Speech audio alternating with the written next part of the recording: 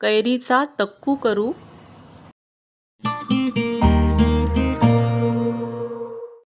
नमस्कार मंडळी, welcome to निराली माय चॅनल। कैरीचा तक्कू करण्यासाठी एक कलमी कैरी घेतलेली आहे, स्वच्छ धुवून घेतली आणि तिचा कीस काढून घेतलेला आहे। सालासकटच कैरीचा कीस करून घेतलेला आहे। साधारण 1 कप असा कैरीचा कीस आहे आणि तो मी एका बाउलमध्ये काढून घेतलेला आहे पहा।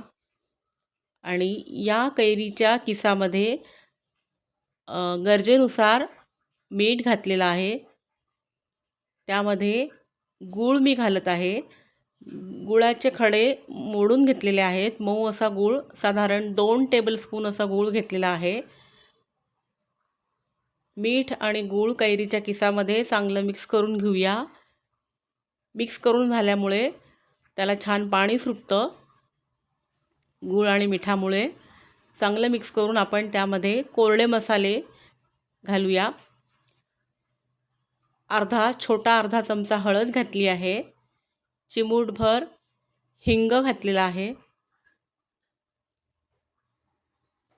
त्यामध्ये हिंग घातलेला आहे आणि 1 चमचा काश्मीरी लाल मिर्च पावडर घातली आहे। यामुळे रंग छान येतो। आणि 1 चमचा लाल तिखट घातले आहे। गावरानीच लाल तिखट आहे, त्यामुळे ते सुद्धा छान चांगलं तिखट आहे। आणि तिखट घालून झाल्यानंतर गॅसवर एक छोटी कढई ठेवली आहे कडलं। त्यामध्ये 2 टेबलस्पून तेल घातलं आहे।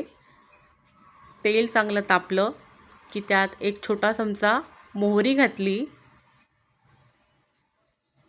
मोहरी चांगली तडतडली की त्यात 1 छोटा चमचा जिरं घातलंय। जिरं चांगलं फुललं, 8-10 मेथीदाणे घातलेत।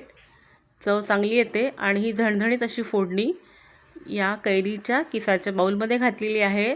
आणि सर्व कोरडे मसाले, तेल, मीठ, गूळ, कैरीचा कीस सर्व छान मिक्स करून घ्यायचं आहे। चांगलं मिक्स करून आपण 10 मिनिट ते झाकून ठेवू, त्यामुळे ते सर्व छान एकजीव मुरलं जातं। इन्स्टंट असं कैरीचा हा तक्कू तयार होतो।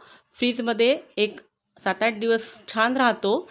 उन्हाळ्याच्या दिवसात हे आंबट गोड चवीचं असलं की जेवणसुद्धा चांगलं जातं। 2 घास जरा जास्तच जातात। तर असा कैरीचा तक्कू आपणही करून बघा। इतरही रेसिपीचे व्हिडिओज आपण नक्की पहा। Please like, share and subscribe निराली माय चॅनल। थँक्यू।